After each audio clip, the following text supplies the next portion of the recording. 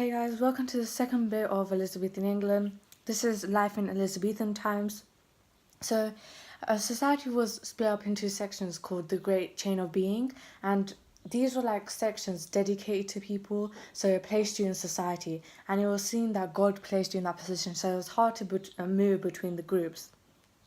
The different subdivisions were the nobility, so they owned land as well as having titles issued by the Queen.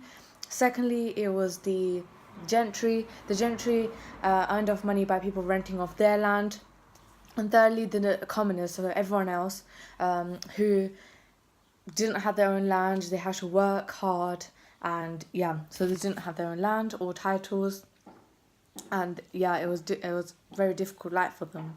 So some changes that had taken place in Elizabethan England include glass had now been introduced, so wealthy people could use it as an act or a sign of their wealth. Secondly, the Bible had been written in English, so people could question this authority now. Thirdly, more grammar schools had been set up, mainly for boys, but so more literacy rate, the literacy rate was increasing, people became more educated, and last but not least, chambers and chimneys had been built, so chimneys allowed warmth and private chambers. Why did the rise of the gentry increase? Well, the monasteries had been shut down by King Henry VIII. This meant more land was available for the gentry, so they increased. Secondly, it's because not enough titles were being given to the nobility, so the gentry filled the gap. The fashion became a sign and a showpiece of their wealth and their status, and many women, for example, had blackened teeth, they had false hair, ruffs and overgowns and undergowns. Males, they had their swords, ruffled shirts and their silk stockings. Elizabethan theatre. So before Elizabethan theatre, so actors were seen as vagabonds.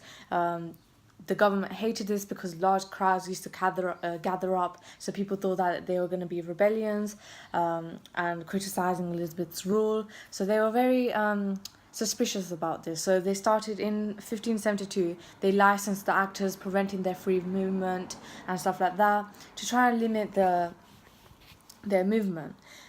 Then after, Elizabeth saw this as a source of propaganda. She started investing money into the theatre. For example, in William Shakespeare's plays, she used her own political messages and to her advantage. That's her patronage towards Elizabethan theatre. As well as the fact that cannons, special effects, artificial lighting, there was no artificial lighting, so plays had to take place in the afternoon. So stuff like that, the common aspects of theatre. We also had different stages. So the further up the theatre, the more status and wealth you had. Some people even went to the extent of sitting on stages so people could watch them instead. So you can. The groundlings had the worst conditions. They were on the floor. They're mainly the peasants. Whereas as you went upwards, pillows, and you had the price increase as you went up. The audience, so theatre was very popular. It was gathering. It was a source of gathering where you could get refreshments, where business could be.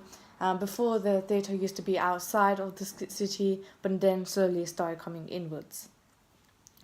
Hardcore is a case study. Hardcore cost 9,500 to make by Bess of Hardwick, he was in the gentry. He was in the gentry but slowly moved up into nobility by marrying. Her granddaughter had a claim to the throne. Different inferences include the Hardwick Hall being built as a sign of wealth. This is shown through the fact that there were oak panellings, and oak was very expensive wood, as well as the glass windows, which the poor couldn't afford, as well as Robert Smithson, who was hired. He was the architect of the time. We also had the ES stonework initials, making her stand out as a nobility, as well as the sign of her status, as shown through the coat of arms, which was in the centre of the house and the top, as well as her connections between the royalty through the use of portraits of Queen Elizabeth. Influence of classics, Greeks and Rome were also seen through the statues of Justice and Mercy, and the classical stories are engraved on the oak panellings.